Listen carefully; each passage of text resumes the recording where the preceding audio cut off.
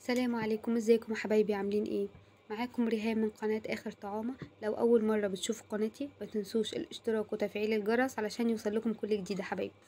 ولو اصلا متابعيني ما تنسوش الكومنت اللي دايما بيدعمني ودايما بيفرحني بجد والله العظيم، واللايك بتاعكم. يلا بينا النهارده ان شاء الله هنعمل مع بعض الاسبونج الجاهز. طريقه سهله وبسيطه جدا. انتي بتجيبي النص كيلو من عند العطار وبتعمليه، بيبقى في منتهى الجمال وضامنه النتيجه بتاعته وضامنه كل حاجه. وما شاء الله بصوا الارتفاع يعني طالع كمان معايا مرتفع، يعني ما شاء الله عليها. وانا يعني بتكلكم عليها كده عشان تشوفوا هي قد ايه اسفنجيه. ما شاء الله عليه، يعني الجاهز كمان احسن من اللي بنجيبه من بره. انا جايبه نص كيلو تقريبا في 25 جنيه. ايوه، جايباه ب25 جنيه. يلا بينا نبدأ المكونات بتاعتنا. بس قبل ما نبدأ ما ننسوش الصلاة على النبي عليه أفضل الصلاة والسلام. يلا بينا. هنجيب بولة هنحط فيها 6 عدد بيض أو 6 بيضات، عليهم معلقة صغيرة بس تكون مليانة من الفانيليا، معلقة صغيرة مليانة فانيليا، وعليهم النص كيلو الدقيق اللي أنا جايباه. الدقيق اللي احنا بنجيبه بيبقى فيه المحسنات بتاعته، بيبقى فيه السكر بتاعه، احنا ما بنضيفلهوش أي إضافات غير إن احنا بنحط الحاجات دي معاه اللي هو البيض والفانيليا ونص كوباية من المية. كل نص كيلو من الدقيق الاسبونج بياخد نص كوباية من المية. وهنضرب بقى كويس. انا قلبتهم كده الاول قبل ما اشغل المضرب علشان الدقيق ما يطرش ويبهدل الدنيا. بعد كده هنضربهم بالمضرب البيض لمدة 10 دقايق. الوصفة دي النهاردة او الكيكة بتاعتنا النهاردة لازم لها مضرب بيض ضروري اللي هو الكهرباء. بنضربهم لمدة 10 دقايق، نحسبها كده على التليفون بتاعك او على الساعة.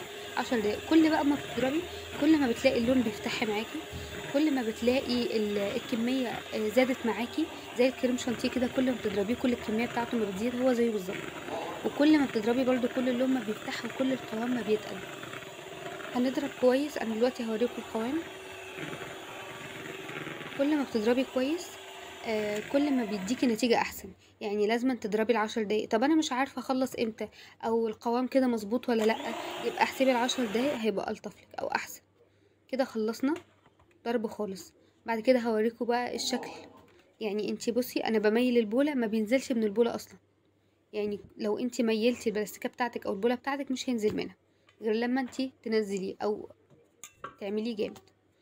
جبت القالب بتاعي دهنته دهنت من الزيت ورشة من الدقيق مظبوطة. لو انتي ما عندكيش ورق الزبدة زي حالاتي، ممكن القالب بقى، ممكن صينية، ممكن مثلا عندك حلة ودانها مكسورة، ممكن عندك حلة الودان بتاعها ممكن تتفك عادي.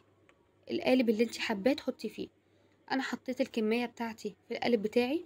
واهم حاجة نضربه الضربتين اللي انتوا شايفينهم دول، ضربتين كده كويسين عشان كل الهواء اللي جواها يطلع.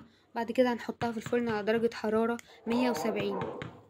اقولك بقى على معلومة، كل ما القالب بتاعك صغر كل ما درجة الحرارة تقل. يعني هو المفروض 180، انا حطيته 170، لكن كل القالب بتاعك مكبر كل ما درجة الحرارة ما تزيد. سلكتها كده من الجوانب، وانا بسلكها حسيت ان انا كلت حتة منها بالترنش بتاعي. هنشوفها بقى دلوقتي واحنا بنقلب هتشوفوها معايا. سلكتها كويس. بعد كده جبت طبق حطيته عليها. بالمناسبة هتقعد في الفرن لمدة 45 دقيقة بالظبط. وبعد كده تختبريها بخلة من النص، ما ينفعش من على الحروف، من النص.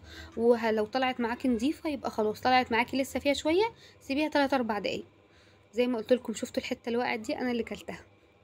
يلا بألف هنا وشفا.